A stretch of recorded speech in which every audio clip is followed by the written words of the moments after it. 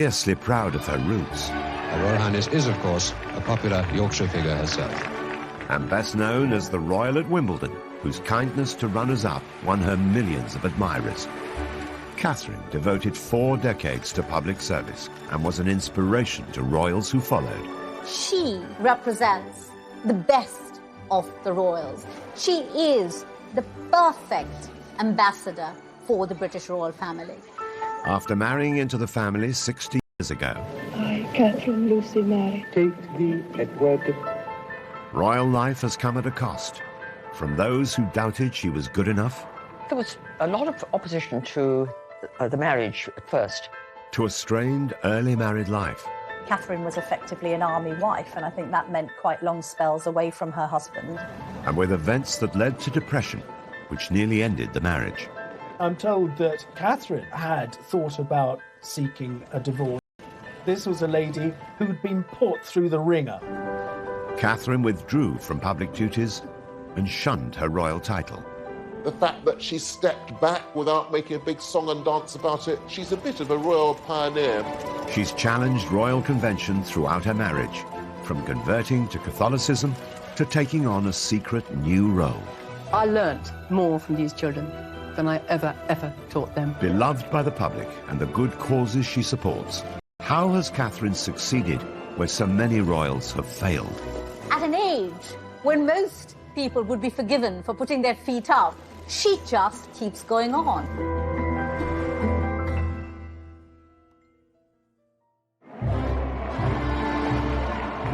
The 8th of June 1961, the wedding day of Prince Edward, the Duke of Kent, a dashing young soldier, with Catherine Worsley, the daughter of a Yorkshire aristocrat who was proud of her northern roots. Just having that wedding in 1961 at York Minster was a royal first. Nobody from the royal family had been married there in over 600 years. And this was very much a nod to Catherine's Yorkshire roots. She's very proud of the fact she comes from Yorkshire and from the north. The Queen and her family travelled up on a special train for the landmark event, while the young Princess Anne was among Catherine's bridesmaids. The local media dubbed this as the White Rose Wedding. And indeed it was. Even the Queen had the White Rose of York as part of a tribute to the setting. Just under 12 million viewers tuned in to watch the afternoon ceremony, and it was one of the highest rating programmes of the week in half the nation's homes, at a time when the UK had just 2 television channels. I, Catherine Lucy Mary, Take thee, Edward. Just one small hitch, not seen on camera, as the newly married couple made their exit. After they'd signed the registers, the veil got caught on the step of the altar, and she felt it pull and stood absolutely still until it was released. Otherwise, the veil would have come off, and the diamond bandeau tiara that she was wearing that had once belonged to Queen Mary would have come crashing to the floor. No Duchess, composed and smiling, unruffled even when her train gets caught up. Catherine made her mark on the word go. She was the first untitled woman to marry into the royal family for more than a century. As this 1961 tabloid reveals, it was front-page news that the Duke of Kent was to marry a Yorkshire lass. It did break with tradition, this idea that although she was the daughter of a baronet, that she wasn't royal herself. And that was breaking boundaries and changing things. She's definitely upper class. She had no title, but her parents had a title. It was clearly a love match. And she was quite clearly a sweet girl, and that was how she was portrayed. Marrying into the firm had not been Catherine's long-term ambition, but she went on to embrace the royal family on her terms. From an early age, her biggest passion was music, as she explained in a revealing interview on Desert Island Discs. Well, I hoped music would be my life. I don't think I had any other real ambitions at that time. So I get very emotional about music and was very sad to slowly have to give it up. The story of the aspiring music teacher who put her career on hold to be a royal began on the 22nd of February in 1933. She was born Catherine Worsley at Hovingham Hall near York. Her father was Sir William Worsley, 4th Baronet. The Worsley family have owned the estate for more than 400 years and remain there to this day. Catherine's background was certainly aristocratic, and she lived quite an idyllic existence at the family estate in Yorkshire. As these charming family photographs reveal, the young Catherine found plenty of play areas within the extensive grounds of the Hovingham estate. But her childhood was solitary because her 3 older brothers were away at prep school during term times. Catherine was very close to her father, very fond of him. Catherine talks about how, as a child, he would often take her to the beach at Scarborough, and they would indulge with her playing on the sands. Catherine went to school from the age of 10, first at St Margaret's, then based at the stately Castle Howard, close by her home. But when she was 13, she went to boarding school near Cromer on the Norfolk coast. Shy and homesick, she took comfort in music. She hoped that music would be her life. She studied it until she was 25, and she absolutely adores it, even to this day. Another family photo shows Catherine in her 20s, glancing coyly to one side, showing signs of the shyness she'd carried throughout her life, and which she later described with characteristic modesty. Would you say you're quite a shy person? Yeah. Very, actually. It's my nature. It's the way I was born. By the 1950s, Catherine was living and working in London as a nursery assistant. She was also courting a war hero, Andrew Burnaby Atkins, awarded 2 military crosses for bravery in World War II. Andrew Burnaby Atkins, whom I knew slightly, was an incredibly glamorous figure, but the girls I knew who were keen on him, they all knew it was no good. They all said rather gloomily, he's after this blonde in Yorkshire. There was this sense, I think, that her mother wanted more for her than this military man. Some royal observers believe Catherine's mother persuaded her to end her courtship with Andrew so that she'd be free to marry the Duke of Kent. I think that Lady Worsley, once she knew the Duke of Kent was after Catherine, Prince Eddie was after Catherine, I think may well have put a bit of pressure on her, steered her in the direction of Prince Eddie. When the Duke of Kent came on the scene, that really put paid to any kind of chance that Andrew Burnaby Atkins would have had as a possible husband for Catherine. It's often reported that Catherine's parents arranged her first meeting with Edward by inviting him to lunch while his regiment was based nearby. But Catherine had already struck up a friendship with him. She herself has said that they met at a private party in London, and they became firm friends. And as a consequence of establishing a firm friendship, the Duke of Kent was a very frequent visitor to Hovingham Hall. Prince Edward was 20 years old and nearly 3 years younger than Catherine. The army officer was a sports fan with a passion for motor racing, and as the Queen's first cousin, Edward was then 8th in line to the throne. He was regarded as very glamorous, and as Duke of Kent in the 1950s, he was very, very eligible. You know, after Prince Philip, he was probably the best-known young male royal, so probably quite a catch. Catherine's mother had big ambitions for her daughter's relationship with Edward, but hadn't reckoned on his mother, the then Duchess of Kent, Princess Marina. She was so dubious about Catherine's suitability as a royal bride, it would take her 3 years to agree to their engagement. I think there was a lot of opposition to the marriage as he was then. When he first met Catherine, he certainly would have been thought too young to marry. Princess Marina was descended from Greek and Russian royalty and believed monarchy stood apart from everyone. She once described the young Queen Mother, Elizabeth Bowes-Lyon, Earl's daughter, as a common little Scottish girl.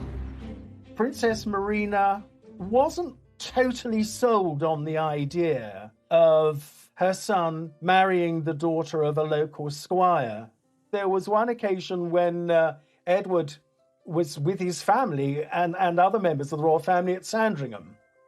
And Princess Marina absolutely forbade him to leave Sandringham to go up to Hovingham to see Catherine Worsley. Of course, he totally ignored her and went. Under the Royal Marriages Act, the Queen's consent was required before any royal under the age of 25 could marry. The young couple waited for Edward to come of age and even agreed to spend a year living apart. While he served in Germany with his regiment, Catherine visited her brother in Canada and travelled in the USA and Mexico. I would imagine the year apart that they spent apart from each other was so that they both were certain of what they wanted to do. The separation made them more determined to be together and prove their devotion. In a frank radio interview years later, Catherine acknowledged that they made a wise decision. I went abroad for a while to think it out, and during that time I think it just made us both quite certain that it was the right thing. It made them realise that what they felt for one another was for real. So when, of course, they came back, Princess Marina really had no choice but to give her permission to their marrying. Princess Marina coached Catherine in royal standards of behaviour, and once Catherine was married to Edward, she took on Marina's title to become the new Duchess of Kent. In Catherine's position, would any young woman be ready for the challenges of royal life? Marina had a very, very high profile in the family as the Duchess of Kent. I think to be the new Duchess of Kent, that's a difficult role. So you're a woman of 28 who's married into the royal family, given up your independence. You've got possibly an overbearing mother-in-law, and you've got an extensive programme of royal duties as well as being a military wife. I think this is a lot to take on all at once. As Duchess of Kent, Catherine's taxing royal schedule lay ahead of her, but her love of music would never go away and would lead to a secret second life. Catherine, being Catherine, said, well, let me come in and do a singing lesson for you with your class, and I'll just come and help you.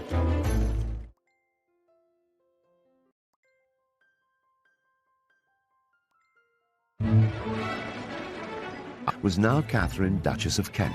Thrown into a high-profile job with a grand title, she embraced the busy schedule of a working royal. I think it's important to realise the Duke and Duchess of Kent were very senior royals. Catherine, along with Margot, the leading female royal of that generation, so she was a bit of a star of the show. In the early years of their marriage, the Duke and Duchess of Kent were a great support to the Queen, at a time when her own children were too young to take on duties of their own. So as well as attending major royal events like Trooping the Colour or the state opening of Parliament, they were also asked to go on royal tours.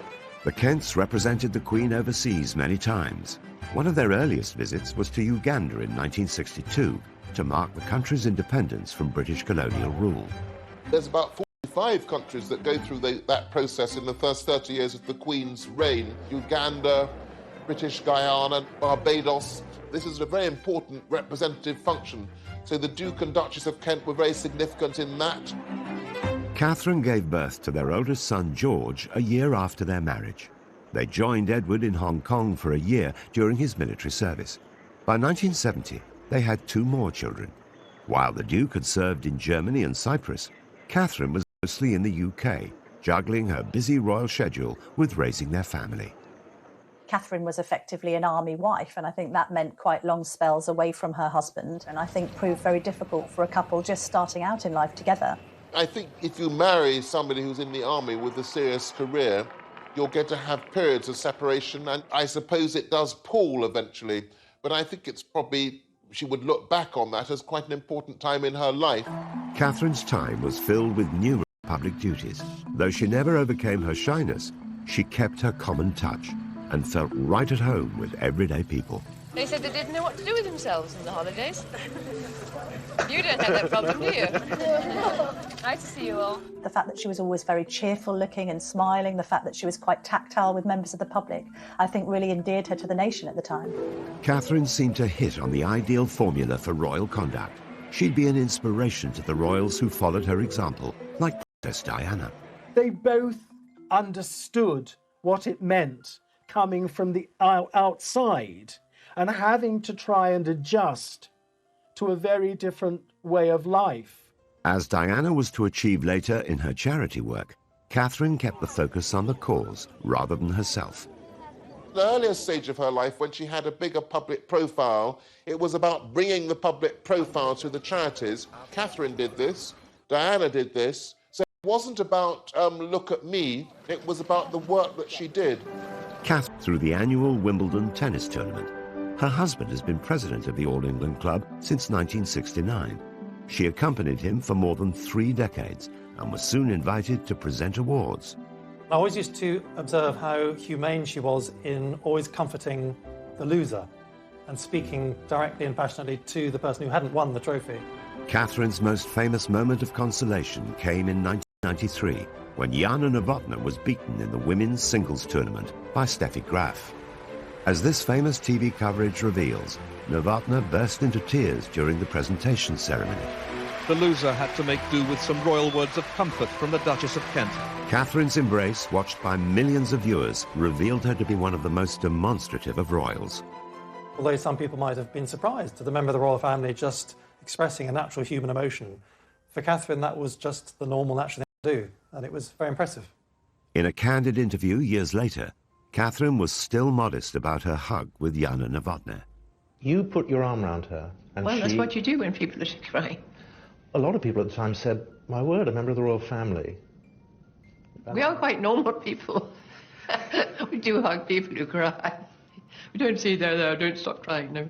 She told people that she was terrified to go onto centre court because of this innate shyness, and she couldn't quite believe that she had attracted a level of fame because of her role on that sporting occasion. Such was Catherine's shyness and modesty, few people knew at the time that she'd already supported another Wimbledon star, Martina Navratilova. The communist regime in her homeland of Czechoslovakia refused to let her family join her in London for the 1978 contest. We don't quite know what the Duchess did, but there were reports that weren't denied that she had lent a hand in making sure that Martina's mother could be there to witness her tennis skills on the court in Great Britain. What are your impressions now of this country and of this tournament so far? It's very nice here, but I'm very glad to see my daughter. Catherine stopped presenting trophies in 2001. There were also reports of her being displeased with the club after they reprimanded her for trying to bring a non-royal visitor into the royal box. In fact, she was trying to give a treat to the son of a London head teacher, Phillips, who'd been killed outside his school in a street attack that shocked the nation. Pupils and colleagues gathered today at the Roman Catholic school in London's Maida Vale and paid tribute to their head teacher, who was married with 4 children. Catherine became very friendly with Philip's widow and also with Philip's son, and she tried to get the son into the royal box and got a rather curt note saying it's not appropriate to have non-royal children in the royal box. And continued to attend for years and years after that, but just in the stands with everybody else because she went along with friends. Catherine has often found herself going against the royal grain. And in 1993, a chance encounter would lead to a new secret life, and one that would finally allow her to share her love of music. She had met one of the classroom teachers from the Wansbeck Primary School, and this teacher was explaining to her how nervous the teacher was about teaching music. So Catherine, being Catherine, said, well, let me come in and do a singing lesson for you with your class, and I'll just come and help you. And so, for the next 13 years, Catherine commuted to Hull once a week to teach music in a primary school, and later at schools across the country. As this touching documentary reveals, her rapport with children is instant. What's your favourite pop group? Black Eyed Peas. Is it? What's yours? I like blue. You like blue? I think everybody likes blue. Westlife? Yeah. Everybody says that now. Catherine only brought cameras into schools when music education needed attention. Until then, she taught in secret, relying on staff discretion and using the name Mrs. Kent. Nicholas Robinson, her friend and a former head teacher, watched her at work. We travelled up on the train from King's Cross. She was in her tracksuit and trainers. And what really struck me was at the end of the 50 minutes, when she said, right, my children, it's time to finish. We've come to the end of our singing lesson. They all started saying, oh no, miss, please, can we sing that last song again? From my experience of singing, to have children saying, please, can we have another song after 50 minutes, was just really striking. One of the books I read, called Rhinoceros in the Classroom, said something very true, which is that a classroom is a room full of learners. I learnt more from these children than I ever taught them. She did it with the Queen's blessing, because I think both women understood that this is where Catherine's passion lay, and it wasn't going to interfere with any affairs of state or indeed family matters. The Queen has been so grateful for Catherine's contribution to the royal family, she gave her a special award. Catherine was given the Dame Grand Cross of the Victorian Order, which is in the monarch's personal gift. So I think the Queen has been quite close to Catherine and has been very keen to thank her for her service to the royal family through the decades. But Catherine was to pay a heavy price for her constant devotion to duty. The impact of these traumatic events meant that Catherine spiraled into very serious depression.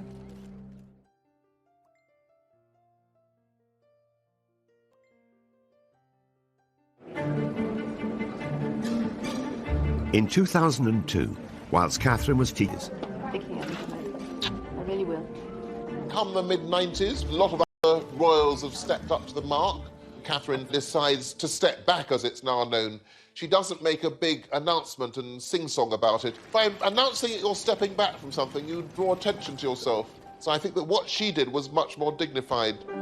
aged 69, after more than 40 years of loyal public service and now a career as a music teacher, Catherine's decision was fully supported by the royals. But she went a step further in her diversion from the royal path. Catherine did not want to use the title of Royal Highness. And this was Catherine making the point that her royal life was behind her. And therefore, because it was behind her, because she was marching to her own drum now, she didn't need the rank or the title. She wanted to be Catherine. The Duchess revealed this herself in the first interview she gave after giving up her royal title. I don't like being a public figure. I say that very humbly. Why not? It's my nature. It's the way I was born. I like doing things quietly, behind the scenes, achieving things with children. It's the way some of us are built. Catherine had put her longing for privacy to one side in order to fulfill the role she'd taken on. But after 4 decades of royal duty, she found her moment to step away from the spotlight. Oh, lovely. She's not the kind of person who stands on ceremony. So I think asking to be released from that title, HRH, would be simply a genuine desire so that there would be no barriers between what she's trying to do and between her and ordinary people. It was an unusual move for a royal, but the Queen gave Catherine her blessing. It is quite significant to say to the Queen that you want to drop the use of your HRH status. There's quite a strong bond between the two women because they're of a similar age, the Queen 94, Catherine 88. And I think the Queen had admiration for the way that Catherine was quietly going about the business of trying to make life better for others. But the Duchess's desire to step back from royal life led to unfavourable speculation in the media. She was branded a recluse. Catherine opened up about this in her heartfelt chat with Fiona Bruce. What do you make of that? I mind terribly. You mind terribly? I mind terribly. I mind so much because I'm not. I never was. I'm far too busy, Fiona. Teaching is a very full-time job. I travel to Manchester, I travel to Albury, I travel to London on a regular basis to various things. I look after my family, I cook for my husband. Being a recluse, actually she was secretly teaching at a primary school in Hull, so she was never off the scene, but just perhaps below the radar. The decision to drop her HRH title wasn't the first time she sparked headlines. In 1994, the Duchess caused great controversy when she once again pushed the boundaries of royal protocol, converting to Catholicism. Those close to her say she still retains a genuine affection for the Church of England, but they say she's embarked on what they call a personal spiritual journey. It was very significant, largely, of course, because not since 1701, the Act of Settlement, had a member of the royal family become Catholic. The Duchess arrived for the private ceremony with her husband to the applause of waiting well-wishers. Catherine's decision to ask the Queen to allow her convert was really another example of what a determined woman she was. Despite being head of the Church of England, the Queen approved of Catherine's personal decision, but the move still caused a stir in the press. The media regarded it as quite controversial simply because it had never happened before. And this was at a time when, there'd been a lot of press coverage about the Duchess. Converting to Catholicism was a big step. She would not have done it in any kind of way to upset anyone else. It would have been a private matter for her. It's thought that Catherine had turned to Catholicism following tragic events that she faced as a mother. At the start, family life seemed almost idyllic. In the 1960s, I think it was a very happy family. They had the lovely house of Coppins in Ivor, about 15 miles to the west of London, which had been inherited from the Duke and Duchess of Kent, the previous generation. The couple have 3 children. Their eldest child, George, known as the Earl of St Andrews, their middle child, a daughter, Lady Helen Windsor, and their youngest child, Nicholas, Lord Windsor. She seems to have had a desire to have a big family, so they had the 3 children, and it seems that she wanted to have a 4th child. But the years that followed would be some of the worst of her life. Along with losing both of her parents, the dream of having more children ended in tragedy. In 1975, at the age of 42, she became pregnant with her 4th child, but very sadly she contracted German measles. And of course, German measles in the first trimester can have the most devastating effect. And she had a termination. And I don't think she ever really quite forgave herself for that. But at the time, it seemed absolutely the right thing to do. Although the decision was medically advised, it's said to have plagued Catherine ever since. And small. At 44, she conceived another child. And I think they were both delighted. At birth, after 36 hours struggling to keep him alive, this baby died. And it devastated her. This triggered for Catherine the start of the most terrible period of depression, leading to being admitted to the King Edward VII Hospital. She was there in the hospital for 7 weeks. Catherine had hurled herself back into royal duty, which had serious consequences. Some said it was nervous exhaustion. Others talked about a nervous breakdown. Catherine, by her own admission, was suffering from depression at the time. Catherine later took another groundbreaking step for a royal, publicly opening up about the trauma of losing children and her personal battle with mental health issues. Royals weren't open about their mental health as we're used to them being now, with the likes of Prince William and Prince Harry talking about their Heads Together charitable initiative. Back then, it was unheard of, really, for royals to be that revelatory about their own innermost feelings. Catherine gave very few interviews, and then only on subjects about which she both felt deeply and she felt would be of significance and use to members of the public who might have suffered in the same way. That did make Catherine appear to be somebody who was perhaps more relatable than the average royal, somebody who seemed human, very much one of us rather than being perhaps one of them. In addition to the loss that the couple suffered, the Duchess also battled health issues for most of her adult life. It was first said that she was suffering from Epstein-Barr virus, then ME, before it seemed to be confirmed that it was celiac disease that she was suffering from. But before, of course, that they'd actually got to that, she had been suffering quite considerably from health problems. None of that was apparent at the time when she was cheerfully giving the prizes at Wimbledon, carrying out a huge programme of public engagements. Despite the toll it took on her health, Catherine remained determined to measure up to royal expectations in a world where duty comes before all else.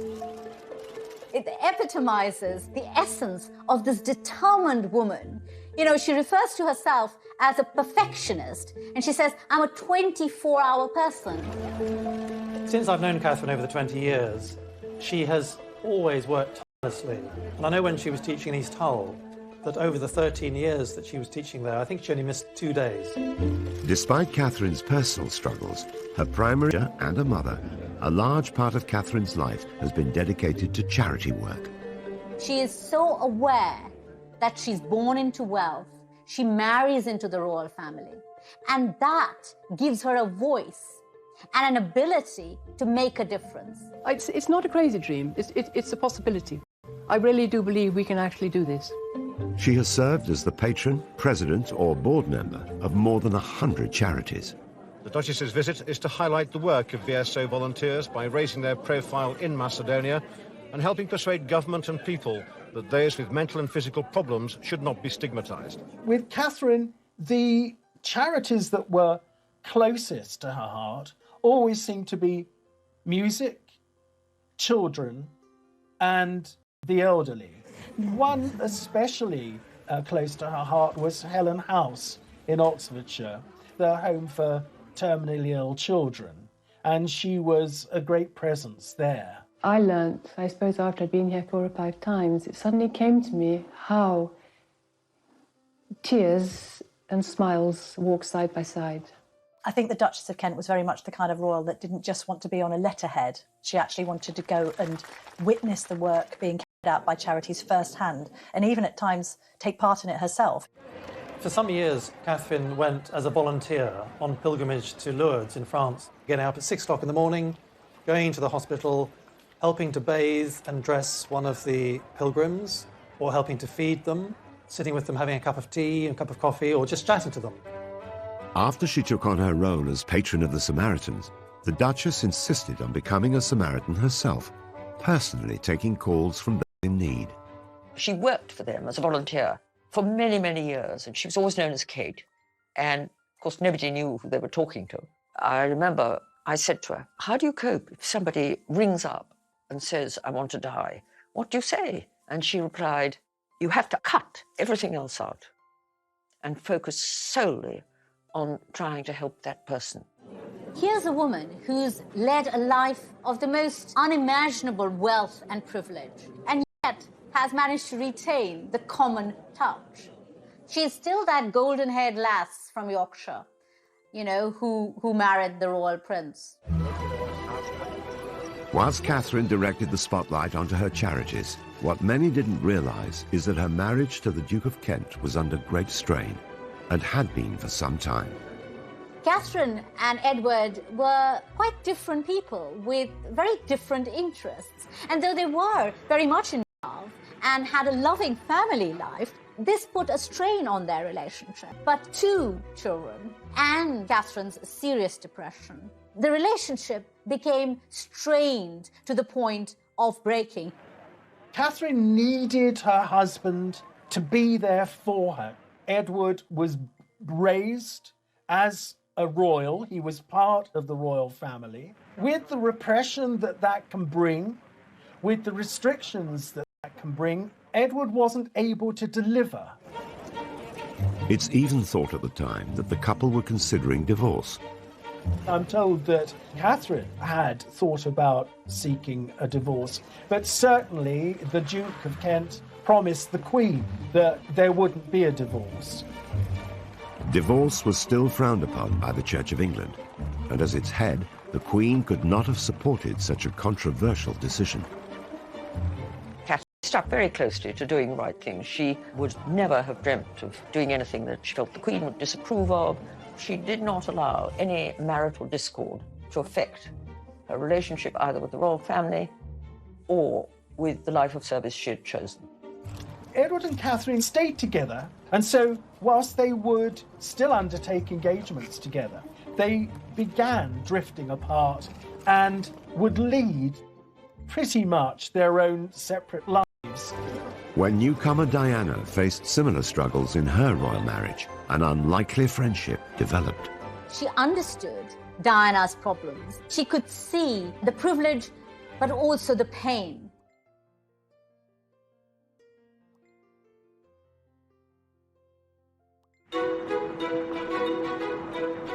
Throughout her royal life, the Duchess of Kent was tested by the unique demands of a royal relationship. Decades later, Princess Diana would experience many of the same struggles. You know, I think she could see a lot of herself in Diana. And later on, when they came to, reside together in Kensington Palace, they became very close friends. She advised Diana at critical moments of her life on how to handle the pressures in her marriage.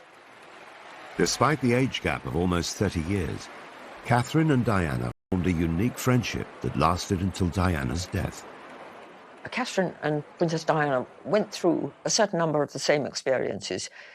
They both suffered immense grief. They both found themselves isolated at times. They both had to overcome mental difficulties, and they both had that quality of warmth and empathy with people. They were both free spirits, both wanting to respect the Queen and their royal role, but equally... Catherine admitted in a media interview years later that she understood Diana's problems and sympathized with them because she could see the privilege but also the pain. And so I think Catherine did put an arm around Diana and try and help her through some very tough times. Catherine knew too well the rigour of royal life. Now aged 88, with her royal duties and her HRH title behind her, Catherine, Duchess of Kent, seems to be living a life away from royal grandeur. And aside from the weddings of Harry and William, over the last 19 years, Catherine has rarely been seen in public. She's been able to pick and choose the few royal events that she attends, big weddings, occasionally trooping the colour, anything that's special for the Queen, with whom I think she has a close relationship. The Duke and Duchess of Kent are lucky enough to be grandparents to 10 children, so that must be a rather lovely phase in life, that she's able to spend time with the grandchildren. It's often interesting to see royals who are now in their 80s being described as sort of having stepped back from public life. Well, Catherine's still working on her charities, even though she's well beyond retirement age. Even at nearly 90, Catherine is committed to public duty. In 2004, rather than winding down after retiring from royal life, Catherine co-founded a music charity, Future Talent. I know she's patron and president of many organisations and charities, but this particular charity is her own vision. It's her baby. Having taught now for 12 years, as you say, in East Hull, and being incredibly frustrated by, I would say, at least 20 children in 12 years who had potential to reach the very, very top in music, and immensely frustrated that I can't find a route forward for them. And what I want to do is try to bridge this enormous divide. Why shouldn't all children have equal opportunities in music? Why not? That's what Future Talent wants to do. It was this attempt to harness the power of music and trying to inspire confidence in youngsters. And I think that reflects her own experience, somebody who loved music but was intrinsically a shy person, being put in a position because of her marriage where she had to face the public and do so with a degree of confidence that perhaps she was given by her own musical performances and her love of music in general.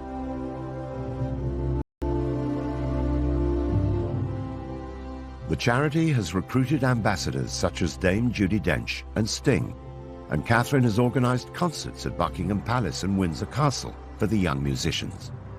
Right from the beginning, Catherine would go into the office 2 or 3 times a week and we'd be writing letters and making phone calls. At an age when most people would be forgiven for putting their feet up and taking it. 7 decades, the Duke and Duchess's marriage has not been without its difficulties. But after living largely separate lives, in 2013, Catherine moved back into their home, Wren House in Kensington Palace, after Edward suffered a stroke. It's rumoured that the two are closer now than they have ever been before. But this is the quintessential Catherine, giving support and succour when she feels it's needed, whether to her husband, who is now ailing, or in the past to the weeping Jana Novotná in Wimbledon. The Duchess is still close with her royal relatives, and her neighbours at Kensington Palace include William and Kate. It's a family community, so that's rather lovely that they're still integral members of the royal family. I'm sure that occasionally they would see the Queen. Catherine Worsley married into the royal family against all the odds, and has not only survived, but has lived royal life on her own terms. She's transformed what it means to be a royal, the fact that she became a Catholic, which a generation before wouldn't have been acceptable, the fact that she stepped back without making a big song and dance about it, the fact that she taught quietly in a school. I don't think we have any examples of any other royals that have been able to be that free-spirited and independently minded, while at the same time remaining within the royal fold and not offending anyone by their own desire to do things a little differently. The Duchess has proved that you don't need to do everything the conventional way to lead a life devoted to public service. She has spent most of her life trying to help other people. And that service is what the monarchy is about. Catherine seemed somehow to puncture the barrier which some people feel it was between them and other royals, and in terms of her public life has never really put a foot wrong, whatever may have been going on in private. So yes, she's a bit of a royal pioneer.